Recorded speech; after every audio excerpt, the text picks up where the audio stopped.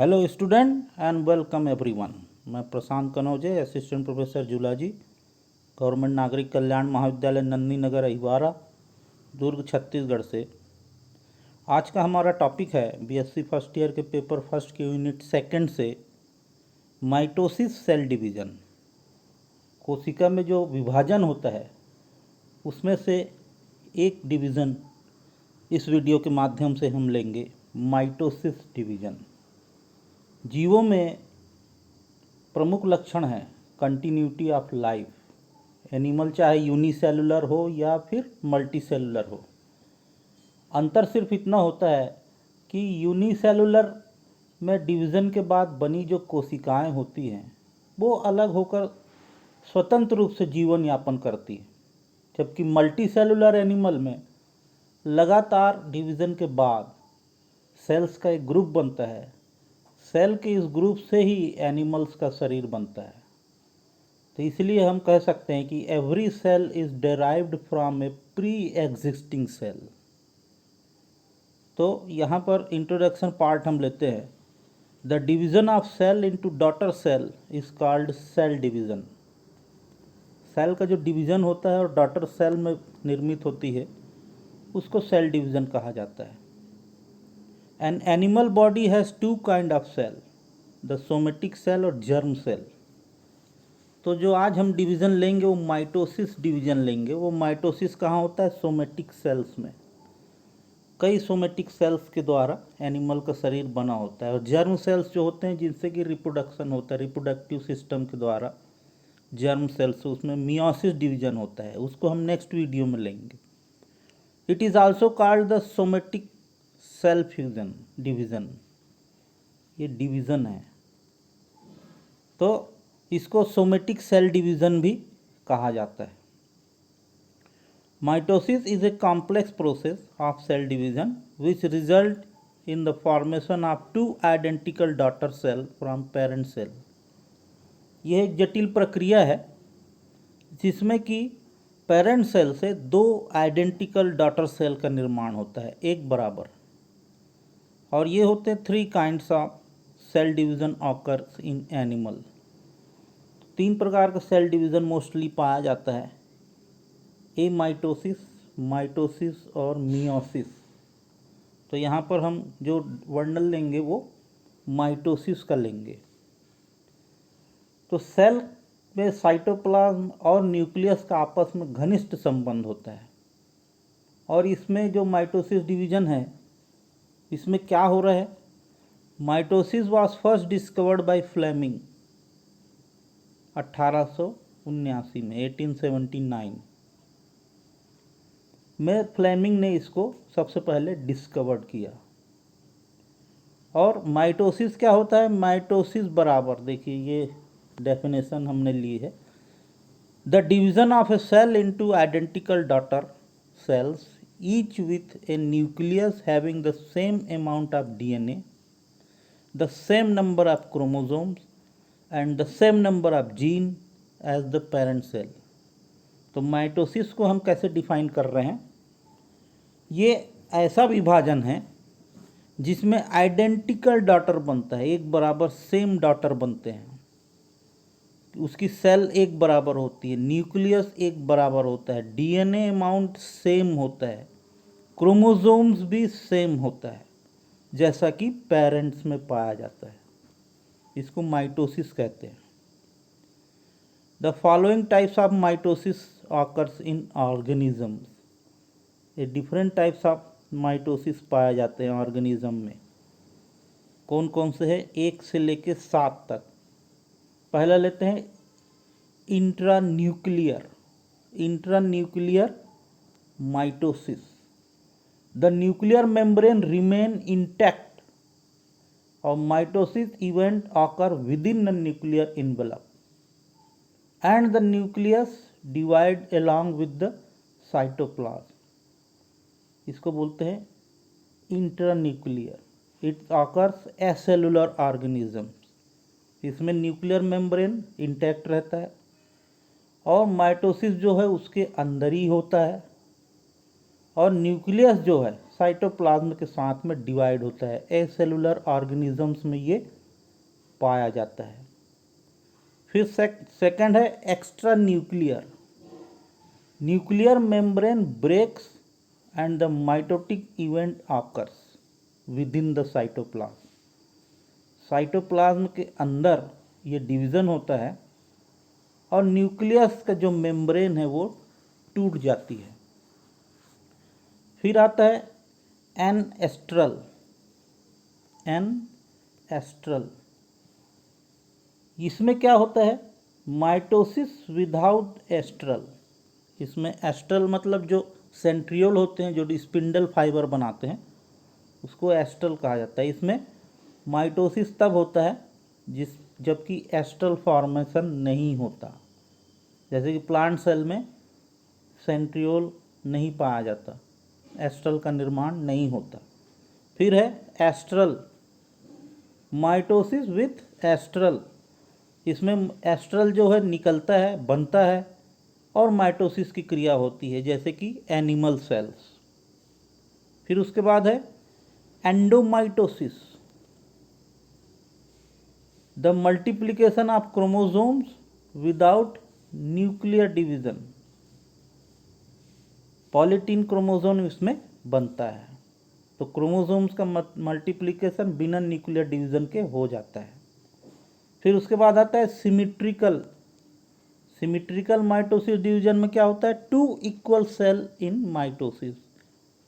Mitosis के द्वारा 2 बराबर के सेल प्राप्त होते हैं। और एसिमेट्रिकल मतलब 2 अनइक्वल सेल्स फॉर्मेशन होता है। माइटोसिस के द्वारा 2 अनइक्वल सेल्स का निर्माण होता है। तो जो माइटोसिस है इसमें 2 इवेंट्स पाए जाते हैं, एक कैरियोकाइनेसिस और दूसरा साइटोकाइनेसिस। और ये जो माइटोसिस की प्रक्रिया है करीब करीब 2 घंटे में माइटोसिस पूर्ण होती है। तो यहाँ देखते हैं कैरियोकाइनेसिस क्या है और साइटोकाइनेसिस क्या है। कैरियोकाइनेसिस का मतलब होता है the division of nucleus into 2 daughters nuclei. यहाँ पर न्यूक्लियस का डिवीजन होता है 2 डॉटर न्यूक्लियाई में, उसको कहते हैं कैरियोकाइनेसिस। और साइटोकाइनेसिस मतलब the division of the cytoplasm into 2 daughter cells. Cytoplasm का 2 डॉटर सेल्स में विभाजन होना साइटोकाइनेसिस कहलाता है। तो यहाँ पर जो कि हम देख रहे हैं कि जो कैरियोकाइनेसिस हो रहा है किसका? माइटोसिस का। ये माइटोसिस का कैरियोकाइनेसिस है। कितने भाग में बन रहा है वो? 4 भाग में, प्रोफेस, मेटाफेस, एनाफेस और टीलोफेस। इसमें एक फेस और आती है इंटरफेस। ये है the stage of mitosis and cell division. तो माइटोसिस सेल डिवीज़न कैसे चलता है? Interphase, prophase, metaphase, anaphase, telophase और साइटोकाइनेसिस। इस प्रकार से ये प्रक्रिया पूर्ण होती है। आइए डिटेल में देखते हैं माइटोसिस का detail diagram. Stages in mitosis, यहाँ पर आप डायग्राम में कॉन्सेंट्रेट करेंगे। पहला है इंटरफेस, ए नंबर।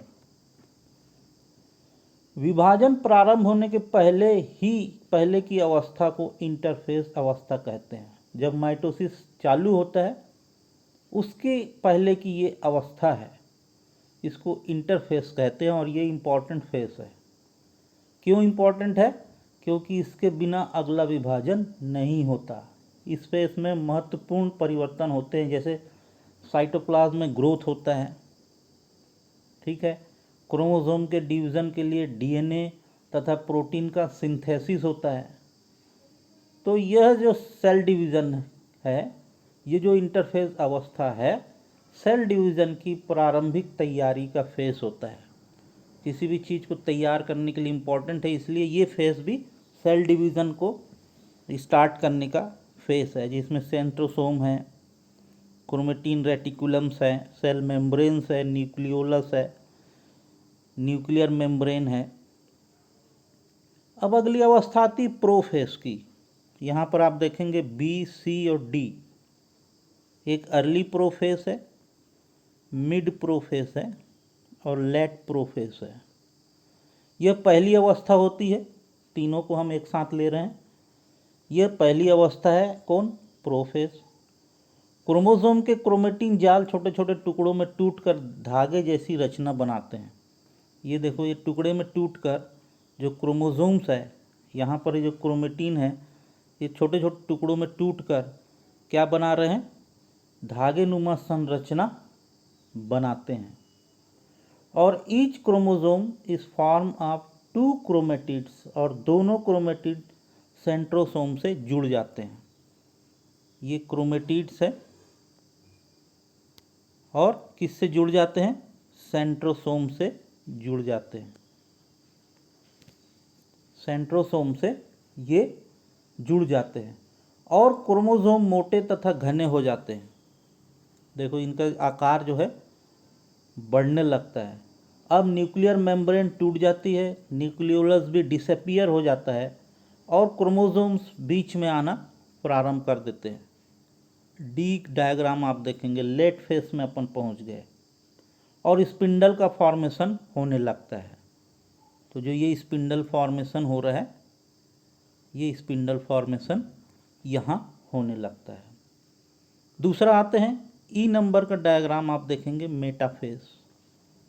इसमें क्रोमोसोम बीच रेखा में आ जाते हैं, ये बीच रेखा में आ गए और जैसे कि आप डायग्राम में देख रहे हैं, इस अवस्था में क्रोमोसोम स्पिंडल के बीच रेखा में एकत्रित होते हैं और स्पिंडल के फाइबर सेंट्रोमियर से जुड़ जाते हैं। ये जो स्पिंडल फाइबर है किससे जुड़ जा रहे हैं? ये सेंट्रोमियर से जुड़ रहे हैं। प्रत्येक क्रोमोसोम्स के सेंट्रोमियर से स्पिंडल का फाइबर जुड़ता है, जिसे कहते हैं क्रोमोसोमल फाइबर्स। जो स्पिंडल फाइबर क्रोमोसोम्स के सेंट्रोमियर से जुड़ता है उसे कहते हैं क्रोमोसोमल फाइबर्स।